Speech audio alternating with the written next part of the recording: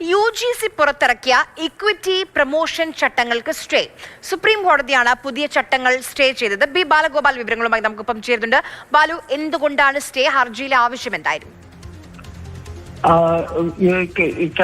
രാജ്യത്തെ ക്യാമ്പസുകളിൽ ഈ ജാതിയുമായി നടക്കുന്ന വിവേചനങ്ങൾ അവസാനിപ്പിക്കുന്നതിന്റെ ഭാഗമായിട്ടാണ്, അത് തടയുന്നതിന്റെ ഭാഗമായിട്ടാണ് 2026 പുതിയ ചട്ടങ്ങൾക്ക് promotion of equity in higher education institutions regulation എന്ന ഒരു ചട്ടത്തിന് ഈ UGC തയ്യാറാക്കിയിരുന്നത്. ഈ ചട്ടം ചലഞ്ച് ചെയ്തുകൊണ്ടുള്ള ഹർജികളായിരുന്നു ഇന്ന് സുപ്രീം കോടതിയിൽ ചീഫ് ജസ്റ്റിസ് സൂര്യകാന്തും ജസ്റ്റിസ് ജോയ്മാല ബാഗ്ചിയും അടങ്ങുന്ന ബെഞ്ച് പരിഗണിച്ചിരുന്നത്.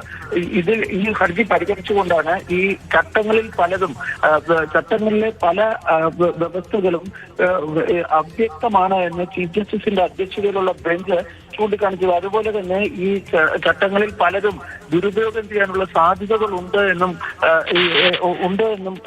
ഈ ചീഫ് ജസ്റ്റിസിന്റെ അധ്യക്ഷതയിലുള്ള ബെഞ്ച് ചൂണ്ടിക്കാണിക്കുകയും ചെയ്തിട്ടുണ്ട്.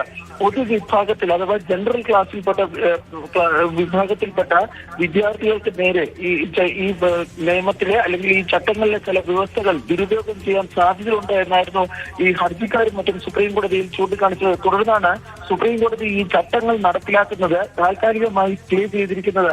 മാർച്ച് 3-ാം വാരം ഈ കേസ് വീണ്ടും പരിഗണിക്കുന്നതായിരിക്കും. അതുവരെയാണ് ഈ ചട്ടങ്ങൾ നടപ്പിലാക്കുന്നതിന് ഇപ്പോൾ സുപ്രീം കോടതി സ്റ്റേ ഉത്തരവ് പുറപ്പെടുവിച്ചിരിക്കുന്നത്.